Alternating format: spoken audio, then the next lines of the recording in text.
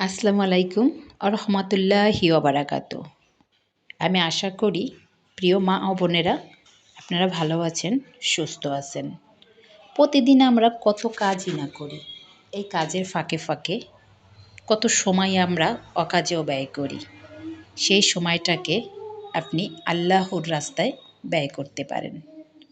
প্রতিদিন একবার হলেও এগুলো করবেন। এক, জিকির। সুবহানাল্লাহু আলহামদুলিল্লাহ লা ইলাহা ইল্লাহু আল্লাহু আকবার। ইস্তিগফার, আস্তাগফিরুল্লাহ আস্তাগফিরুল্লাহ আস্তাগফিরুল্লাহ। তওবা, আস্তাগফিরুল্লাহ আল্লাযী লা ইলাহা ইল্লা হুয়াল হাইয়ুল কাইয়্যুম ওয়া আতুবু ইলাইহি। এগুলো বেশি বেশি পড়ুন, বেশি বেশি জিকির করুন। আল্লাহর তরফ থেকে দেখবেন রহমত আসবে, নাজাত আসবে।